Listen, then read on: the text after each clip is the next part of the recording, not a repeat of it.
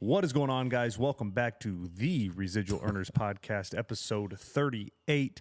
I'm Jordan. I'm Presley. And Presley is going to hit us with what we're learning about today. Yeah, we're going to talk about 10 habits we need to take care of to have more. I call it 10 habits for you to have more. We're going to talk about being a little more successful in our life and getting to have a little bit more. You know, in my book, it's be, do, and have. Well, you got to be before you can do, and you got to do before you can have. But we're ready to start having some. What's up with you, Jay Swag? Good to see you. Well, it's great to be here, guys. And I got to start us off with kind of a sponsor of the channel here, one of our favorites. We are fueled up in the morning by Cowpuncher Coffee, guys. Jim, the owner, is an entrepreneur. He is a fantastic guy, and we are very, very fortunate to have the Cowpuncher Coffee as part of the family. So go check out cowpunchercoffee.com. That's correct. That's it. Or, guys, if you follow us on TikTok, it will be in our showcase that you can go check it out there and buy it there. So Cowpuncher Coffee, guys. We must be getting places, Presley, because we got a sponsor of the channel. We got a sponsor, and it's one that we believe in, which is awesome. No, I'm a coffee connoisseur. I'm telling you, I get up every morning and have 2 or 3 cups of coffee to get my day going, and I love Cowpuncher Coffee. So it's the real deal.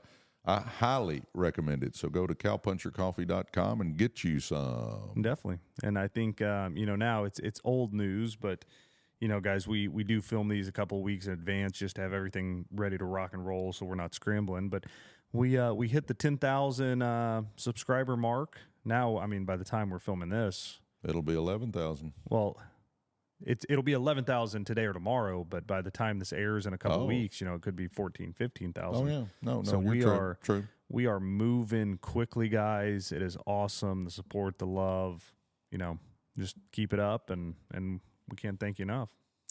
No, this is all because of you guys. Our success is because of you. I'm telling you, it's our followers, it's our subscribers. My gosh, we thank you for that.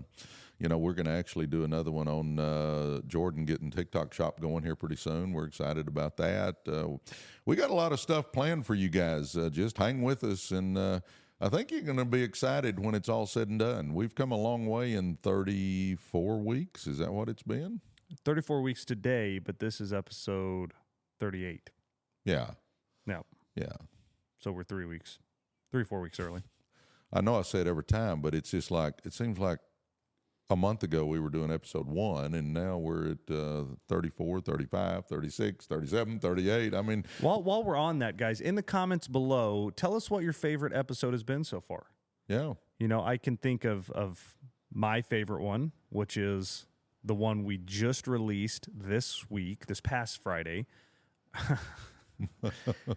It gets so confusing living in the future and in the past at the same time. But guys, episode 34 would be my favorite. Randy Hedge, TikTok shop, going start to finish on how he has created, a major business and made a ton of money out of it.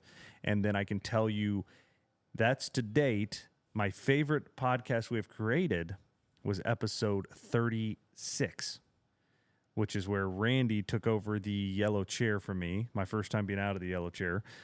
He took over the driver's seat here, and I think that was just, that was an awesome episode. Well, we went from being the host to the guest. Exactly. It was like Randy just hijacked the whole thing. The guest in your own garage. I mean. But that was, what is your favorite one to date? 38. 38? I love that. Yeah, 38. Yeah. Each one's your favorite. Yeah, they're all my favorite. I mean, I don't think we've done a bad one. No. Some are a little better than others, but it's always the next one that I'm excited about. I think the most feedback we've gotten is from Dukes. Yes. I think, he's gotten a lot of calls and closed some deals, and I think that's super, super awesome. Yeah. We had Duke Tran. I don't remember what episode that was, but he is the founder of Duke Wealth Management. He handles mine and Jordo's money, and my gosh, that's been a big one because people like to know how to make money, yeah, how to handle their wealth, if that's you will. Important. So that's been a big one. Well, all right, let's get started on our 10 habits for you to have more. Let's start, and I'm going to get you to lead us off on this one, Jordan, and that is you need to get on a productive schedule. Tell people a little bit about on a normal day. Now, obviously, when you got three little kids, it can get out of whack. But on a normal day, what does your morning routine look like? How do you get on a schedule? I will say this, guys. This is, just us being honest together here. This is one I've struggled with in the last month, ever really since jumping into this Ironman training and doing 2 to 3 hours most days of training.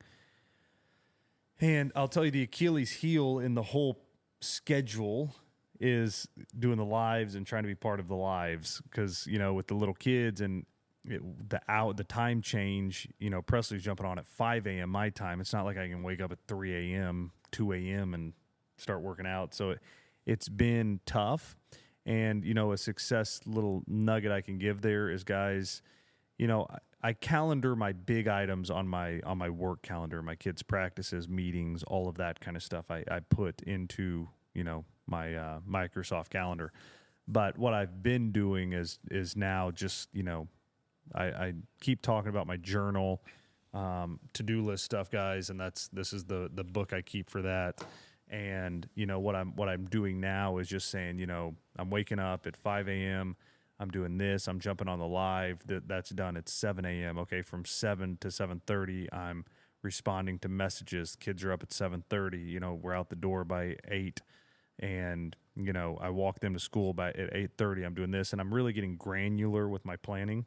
I started that last week just because I wasn't being productive enough, and I felt like, do I really have that much going in my day? Not really, but I'm not getting enough accomplished.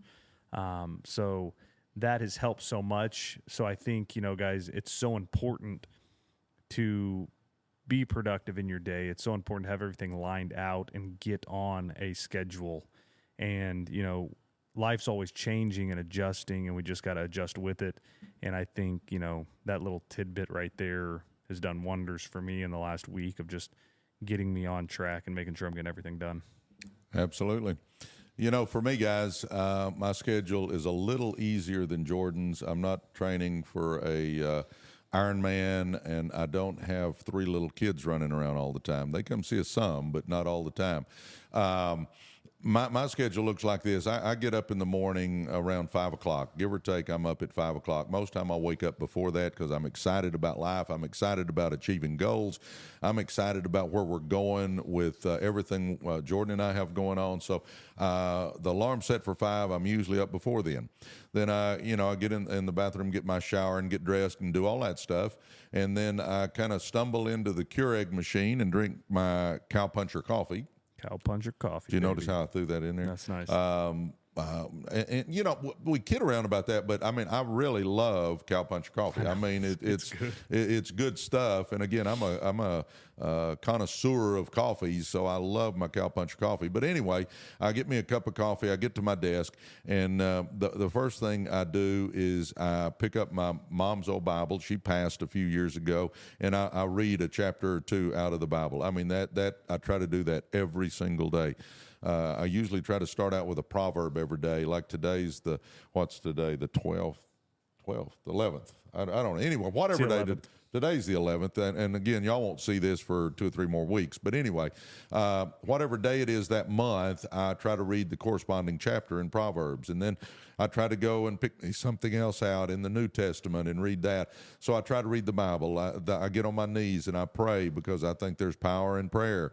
And then I get back to my desk and I sit down and I do what I tell everybody else to do. I read 10 pages or more out of a good book. I think that is key. And then I will pick up my computer, go to YouTube, and I will pick me a personal growth giant, and I'll watch, 20 minutes or so, maybe 30 minutes, depending on how much time I have, of a personal growth giant, and I'm trying to learn there. And then lately I've been doing the lives every morning. I think I've missed 1 or 2 lives in the last less than 3 months, I guess 2.5 months. I'm there just about every day.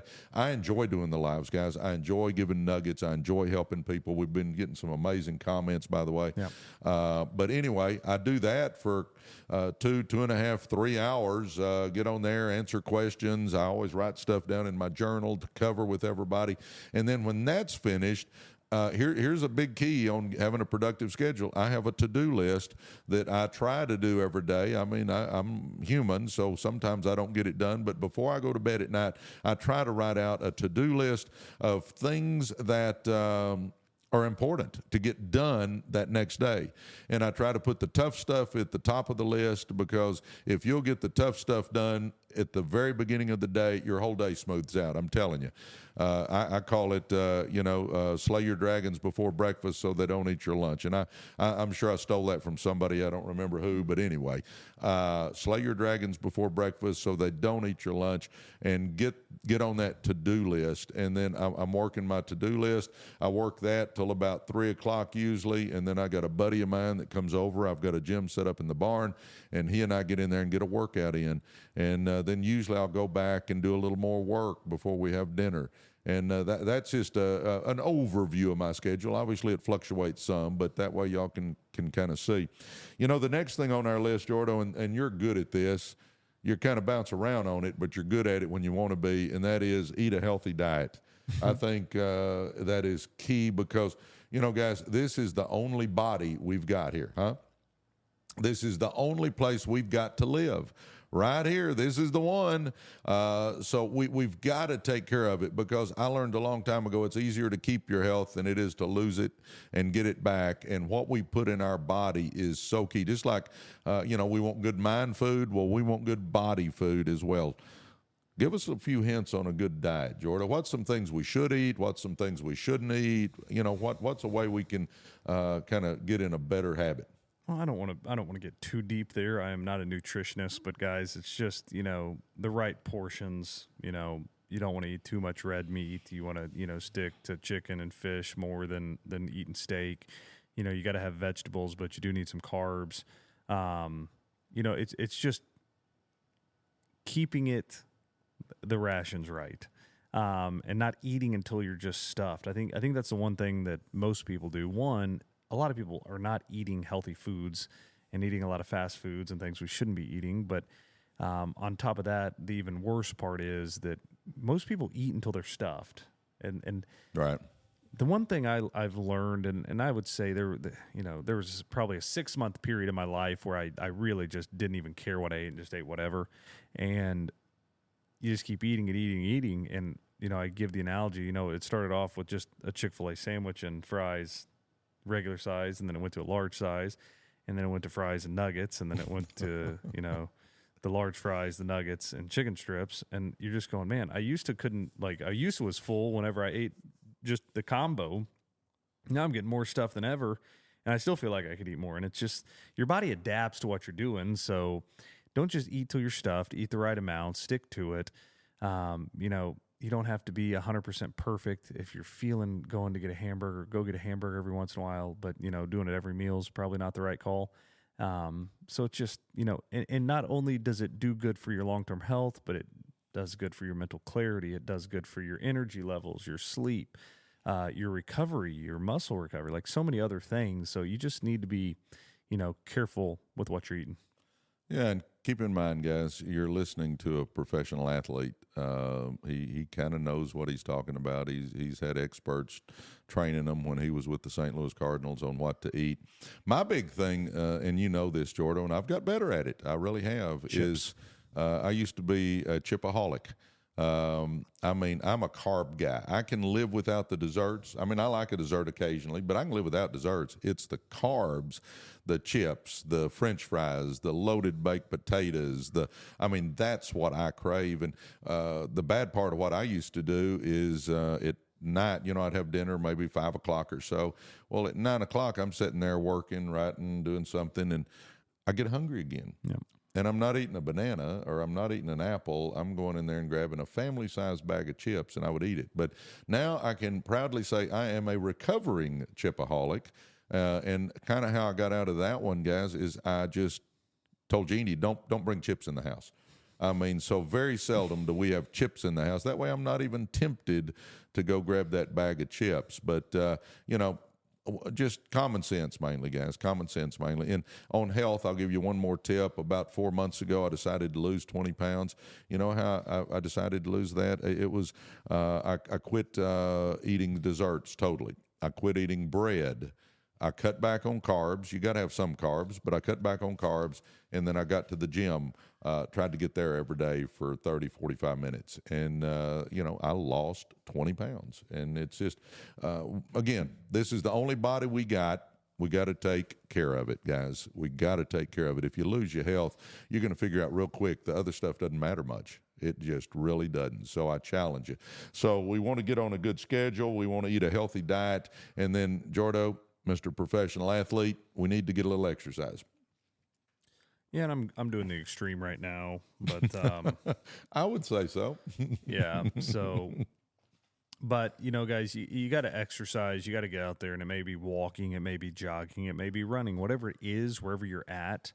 You just have to do something, and I think that's what Don't look at it as where you're at, that the situation can't change. It's I'm in good shape, and still, when I first started training for that Ironman, that first run, like, it felt impossible. The first swim felt impossible. So, if you got to walk before you can run, and just get out there and go walk, and maybe it's 10 minutes, maybe it's 20 minutes, maybe it's an hour, but just get walking, and then add a 2-minute jog with a 5-minute walk, and then another 2-minute jog with a 5-minute walk. Just slowly build up to where you're actually, building some endurance, and you just got to get moving. Yeah, I every day it's like clockwork. At 3:30, I meet Mark down at my barn, and I get me a workout in, and we'll work out usually 45 minutes to an hour. And we've got an elliptical in there, we got the weights in there, and I try to do everything. The thing I have started doing more of is I stretch more. Yeah. I do a lot of stretching now.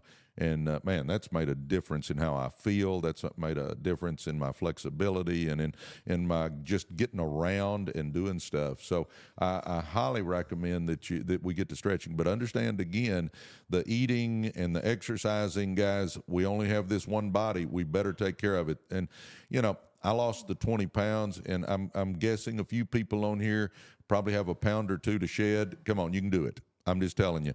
It just involves getting a little discipline and turning some bad habits into some good habits, but you can do it. I'm telling you right now, you can do it. All right, number 4 on our list, Jordo, and I think this is a good one. It is dress and groom for success. Talk about that a little bit. Well, you got to dress for the job you want, not the job you have. I've always been told that, and you just can't go out there looking like a scrub. You got to, once you make it and you've made $1 billion, you can kind of do whatever you want, but on the path there, let's, keep it together. So, always take pride in yourself. Take pride in yourself. Yeah. I'm certainly not saying that you got to have a suit and tie on all the time, or ladies, the dress pantsuit or the nice dress and all that. I'm not saying that at all, but just look good. Look together, look groomed. I think that is such a big key. And obviously the job that you have will dictate a whole lot of that. But just look together. That, I believe that is so important. We shouldn't judge a book by its cover, but I tell you what, it does happen, and we want people to have a good impression of us, and that first impression is huge. And again, we shouldn't do that, but people do. And if we're wanting to move up, if we're wanting to have success, then I'm going to tell you right now, just at least look groomed. I think that is the word I would go for. Definitely. All right, here's a big one, and Jordo's pretty good at this. Manage your money wisely if you're wanting to be successful. Manage your money wisely. You think I'm good at this? I think you are. I've become better at it. We've had a couple of hiccups that kind of, I always tell people I either win or lose. I win or learn. I don't win or lose. So we've had a couple where I learned a whole lot. And if you lose money in a business deal, you learn a whole lot. Yeah. So we've had a couple of win or learns. You're right, Jordo. Instead of win or lose, I win or learn. And we've had a couple of those. But I think overall, you have got much better at money management. Definitely. No, I kind of late 20s, I would say, went on a spending spree and, got cars and houses and a bunch of things that I probably went just a touch big on. But, you figure out, one, who are you trying to impress? Why are you doing this? It doesn't bring happiness. So, then have definitely toned it back and have enjoyed kind of the game of trying to build wealth. I think that's a fun game to play. And if you're out just spending all the time on frivolous things and, you don't get anywhere. And you start also, you get a little older, you see like, okay, life doesn't go on forever. I want to be set up by this age, whatever it may be. I'm getting closer to that age. So let's start focusing more on setting my kids up and doing things of that nature. And you and I are always looking at business deals. Yes. I mean, as a matter of fact, before we got on here, we listened to two. Correct. Right before we got on here. So I'm telling you guys, manage your money. And here's a couple of tidbits. I'll just throw these out before we move on. One, everybody needs a written budget. With your businesses, do you have a budget, Jordan? 100%. You wouldn't run a business without a budget. Well, let's not run our family business without a budget. We all need a personal budget, how much you spending on your house payments, your car payments, your electric bill, your cell phone bill. How much are you allotting for, having a little fun, some entertainment? How much are you... I look at it this way. If you got a budget, you're telling your money what to do. If you don't have a budget, at the end of the month, you're just looking for your money. So have a written budget. Number two, get out of debt and stay out of debt. I believe that one. If somebody else is not paying that payment for you, then you don't want that debt. We want to get out of debt, especially credit card debt. We want to get out of debt. Number three is run with people that are going somewhere in their life. Run with people that are good money managers. Run with people that do save and invest and start businesses, and start running with people like that. And it's going to help you manage your money. So we need a written budget. We need to get out of debt and stay out of debt. We need to run with people that are going somewhere. Here's another one, and that is live just a little bit below your means. Just a little bit below your means. I'm not saying you got to run around and have nothing, but I mean live a little below your means, because in America we tend to, if we make $50,000, then we want to spend $55,000. If we make $100,000, we want to spend $110,000. It's like we always want to spend just a little more than what we make instead of a little less than what we make. We need to live a little below our means, and that helps us get out of debt. That helps us do a lot of things. But the next one is, let's do this. Let's save a little. Let's invest a little. I think it is key. I think there's three areas we need to have something. We need a 90-day, or at least a 90-day, probably a 6-month rainy day fund. Probably need a 6-month rainy day fund where if something happens, you break your leg, you're in a car wreck, you lose your job, you either have time to recover or you got time to find another job. We need to have 6 months of being able to get by. I'm not saying a budget that you can go take trips to Europe and stuff, but enough that you could survive for 6 months if something crazy happened. The other one is, if you need something, save up and pay cash for it. Save up and pay cash for it instead of getting into the debt. And then the third one is, do a little long-term investing. Do you realize if you're 30 years old and you put $100 a month into, let's say, a mutual fund, an index fund, in the history tells us they're going to average, give or take, 12%. So if I do that, by the time I'm 70, do you realize you'd have almost $1.2 million saved up? You'd be a millionaire when you retired. If you put $200 a month, think that one through, you'd have almost $2.5 million. So it's not about putting a gazillion dollars a month, but put something every month. And by the time you hit retirement age, you can have a nice nest egg. And then the last one on money management is be a giver. be a giver. I mean, you can't outgive the Lord. And if you do nice things for nice people, I believe that what you sow, you reap. I believe that what goes around comes around. But that's just some tips on being a good money manager. You know, we probably need to take a whole podcast and go into that deeper. But at least we hit the... and you can check out the one we talked about earlier with Duke Tran. Going over that a little bit. We kind of deep dive into that. Absolutely. All right, number 6 on our list. By the way, number 1 was get on a productive schedule. We talked about that one. We talked about eat a healthy diet because this is the only body we got. This is the only place we have to live, so we need to eat.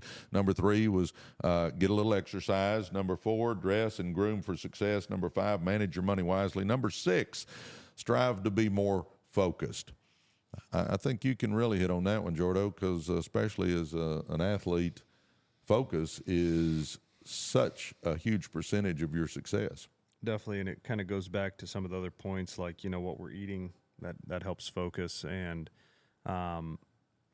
you know, I think one way to focus on things, I have a little timer on my desk that I, you know, set and say 30 minutes, I'm working on this, and for that 30 minutes, there's no other distractions. It's just focusing on whatever task I'm at.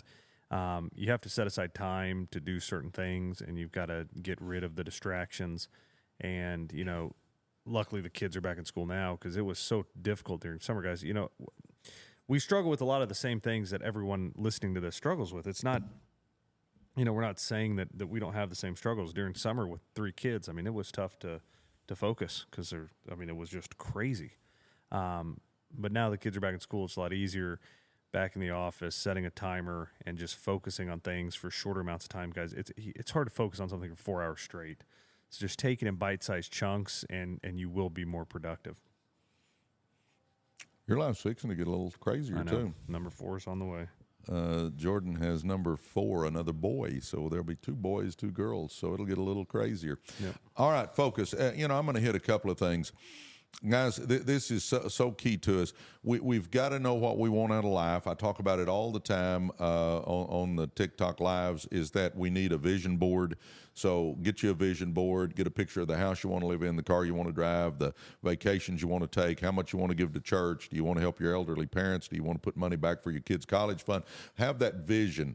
And I say a vision board. It can be just a piece of poster board with some pictures on it, or maybe it's a closet wall that you just get some tape and stick some up. But we need to know what we're trying to get out of life. I think that is a big key. Yep. What do we want? Because I think so many people, they live life backwards. They just take whatever life gives them instead of figuring out what you really want and then going for it. I mean, really passionately pursuing it. So if we've got a vision board and then we write some goals down that'll help us reach those visions and those dreams, because your goals are stepping stones to dreams. And if you will just do that, have that vision board, write your goals down and focus on that, two things happen. One, we've got what's called a reticular cortex in the back of our brain, and it runs the reticular activating system, and that's just a fancy way of saying it controls the switchboard of your brain. Controls the switchboard. Do you realize during the day, your mind just has tens of thousands of things hitting it all the time? Well, it can't let everything in. I mean, we'd literally go crazy. So what it does is it filters out the stuff that it doesn't feel like is important. But whatever you're focusing on, it lets that in. And if we're focusing on reaching goals, which help us reach our dreams, then I'm telling you right now that, guys, it'll let the right stuff in. It'll let us know, hey, I need to talk to that person, or I need to read that article, or I need to watch that video, or I need to, that reticular activating system in our brain, our subconscious will actually help us if we're focused. Again, back to being focused. The other thing is, I do believe in the law of attraction. Now, everything comes from the Lord, so it is a gift of the Lord. But whatever we focus on, if we really focus on it, I believe that the law of attraction kicks in and the universe conspires to help us get what we want. Because whatever you focus on, you're going to attract it to you. I mean, it just works that way. So focus is a big key. When you figure out what your vision is, and then you have your goals that are going to help you reach that vision, if you are focused, good things are gonna happen. 100%. What's number 7? Number 7, honor the golden rule. if you want to have more, I'm telling you, it's about treat people right. Treat people, the golden rule, treat people like you want to be treated. Jordan's grandmother, my mom, which we call Gigi, Gigi taught me that you treat the custodian with the same respect you do the CEO of the company. Just because somebody's a little higher on the socioeconomic scale, it doesn't matter. You treat everybody with respect. We're all created in God's image. The God that spoke the universe into existence, we all have greatness inside us. We should be treating everybody with the same respect. Give us a thought on the golden rule, Jordan. I'm just trying to teach my son that. So we're getting there. I think it's very important to life, and obviously you want people to respect you. You want people to like you. I'm not saying you can't be successful if nobody likes you, but it makes it difficult. Part of success is building friendships and building a network and treating people the right way. So I take this one very seriously, and maybe it's just because I have this conversation with Grayson all the time. Yeah, it is. Here's a character test. If you want a character test for somebody, and I've killed business deals over this, go eat with somebody at a restaurant and see how they treat the wait staff. I have gone to eat with people and they treat the wait staff like crap, like they're beneath them, and I've not done business with them. I mean, to me, that is a character test. Character test. All right. Next one, number 8, become a lifelong learner. You've heard me talk about this a while, Jordo. Talk about that a little bit. It's what we talk about in the lives every single morning. Get some good books, read good books, listen to podcasts, get on YouTube and start researching subjects. There's so many ways in this day and age to learn and better yourself and pick an area you want to be an expert in and go for it. The information's out there and you just got to have the will and the want to go do it. It's never too late to get going. I see a lot in our lives that people are always like, I'm 45, is it too late? I'm 55, is it too late? I'm 65, is it too late? And it's never too late to get going. And the fastest way you can get going is by putting good stuff in your brain and picking an area you want to be better at and just going all in. You got to go in. Absolutely. I get that all the time. Is it too late? No. I don't care if you're 18 to 80. I mean, you may be 80 and you don't know. You may live another 30 years or more. I mean, we don't know when the good Lord's going to call us home. The other thing I get is I don't know how to start to change my life. I want to change my life. I just don't know how to start. Well, my 3 pillars have been for years. 1, read 10 pages out of a good book. And in a year, if you do that every day, that is 3,650 pages, and you've read 15 to 18 good books. You're not the same person if you read 15 to 18 good books in the next year. You won't be the same person, I promise you. Your brain will be different. Number 2, watch personal growth giants instead of so much TV. Take every day. I try to do it every day. Watch at least one personal growth giant where I learn something from that. And then number 3 is run with people that are going somewhere in their life. You're going to be the average of the 5 people you spend the most time with, guys. It just is what it is. If you run with dogs, you're going to get fleas. And if you run with skunks, you're going to smell like them. And I'm not saying people are bad people. I don't mean it that way. But they just don't have motivation. They're bad money managers. They spend every penny they got. Their credit card debt's up through the roof. They have no motivation to improve their life. Again, I'm not saying they're a bad person, but I'm looking to run with people that motivate, inspire, and uplift me. Definitely. All right. That's become a lifelong learner. That was number 8. And then number 9. This is a simple one, but I think this is so huge. Show up on time. You learned some lessons, not so much from you because you showed up on time, but talk a little bit about Coach Murph, would you? Yeah, just, it's early my freshman year, and we have a kid that from California and doesn't show up on time to it's probably our first team meeting. And, he shows up late. And this is at Arizona State, by the way. Arizona State. And I think it went, and I want to make sure, I haven't told this story in a long time, but he comes in and Murph goes through his whole meeting, and then at the end of the meeting just kind of goes, he asks, calls the guy's name out and just says, what happened? You weren't here at 6 a.m. Oh, I forgot, and the alarm clock didn't go off, and, Murph looked at him and said, nah, come this spring, I may just, forget to put your name in that lineup card. And then, that was early in the morning, and then that day at practice, kids running out running poles with an alarm clock and a pillow in his hands. So being on time is important, and it means something, and it's just part about kind of being that complete package. Here's the deal. Show up a little early, because sometimes things happen out of our control, as with traffic or with just something that just, we forget we need to stop and get gas. Just stuff that we're not thinking about. But if I'm planning on being there 20 minutes early, 30 minutes early for a meeting or whatever, even if something bad happens, even if I need to whip in and get some gas, even if something like that's going on, I still make it on time. I'm telling you, the people that show up late consistently, what that tells me is they don't respect the other person's time. Correct. Because, you got a meeting going on and you show up late. Well, you got 3 or 4 people sitting there waiting on you to get there. It just shows a lack of respect. I'm telling you, that is one of my pet peeves with the people that have worked for us and what we do. I want people there on time. I'm going to get there on time. You need to be there on time. So I think that's a big one. That was number 9. And then our last one. We went through 10 pretty quick here, Jordan.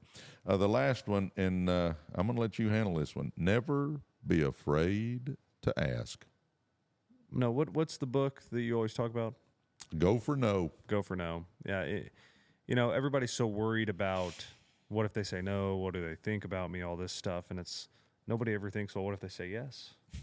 Could it be life-changing? Get that deal, get that sale, whatever it may be. And think about what if they say yes, and how that could help you out. Because everybody looks at it from the glass half empty approach instead of glass half full. And you gotta ask. The money's made in the follow up, but you gotta get it done. I always tell people, if you will embrace rejection, you will become unstoppable. Yeah. If you embrace rejection, you will become unstoppable. I'm telling you guys, the thing that stops people is that, what if they say no? Okay, what if they do say no? Let's get real. What if they say no? Do you think you've scarred them for life? No, let me tell you this. I think we hold ourselves too high. They're not even going to remember you asked them in about 30 minutes. No. But we worry so much about what if they say no. The whole key is, what if they say yes? It could change your life a lot of times. It may be the biggest sale that you've ever had. It may be the best team member you've ever signed up. We just don't know what it's going to turn out if it's yes. But if you'll start embracing rejection, then you will become unstoppable. Here's the deal, guys.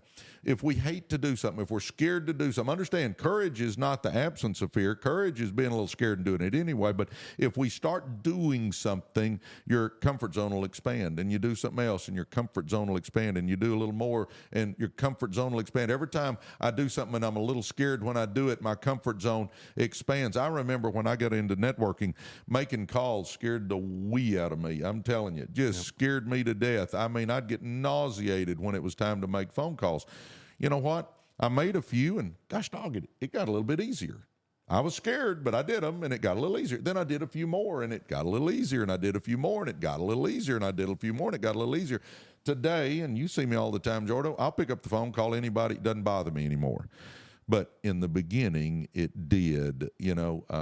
Embrace rejection, and guys, watch what you can accomplish. I'm telling you, everybody on here, you got greatness in you, guys. We just went over 10 things. Let's hit them one more time. Get on a productive schedule. Number 2, eat a healthy diet.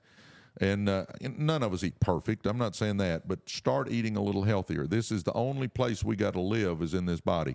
Start getting a little bit of exercise. Number 3. Number 4, dress and groom for success. Number 5, manage your money wisely. Usually it's not how much you make, it's how you manage it, guys. We can become, as I pointed out, put $100 a month into a mutual fund or an index fund, and if you start at 30, by the time you're 70, you're a millionaire. I mean, it's kind of crazy. Manage your money wisely. Number 6, strive to be more focused. Our subconscious, and I believe the law of attraction, will help us accomplish our dreams and goals if we'll just focus on what we really want. Number 7 was honor the golden rule. What goes around comes around, guys. Honor the golden rule. Number 8, become a lifelong learner. Number 9, show up on time. And number 10, never be afraid to ask. Embrace rejection and become unstoppable. Give people a closing thought then on this episode. No, guys, if you have any points you think we should have added to this list, just drop them down below in the comments, guys. Always hit that subscribe button. That is huge for our channel's success, is getting people to subscribe to the channel, so you'll be notified next time when we do drop a new podcast. So, we love doing these. We hope you're enjoying them. And yeah, we look forward to the next one. Pretty amazing. We just keep plugging along. Keep plugging along. That's how you got to do it. I believe my mission on this earth, guys, is to 1, lead people to Jesus. Number 2, help people be successful. And number 3, just leave this earth a little better place than when I found it. So let's keep plugging forward. There's your 10 things, 10 habits for you to have more. And if you will follow those, I think you will have more.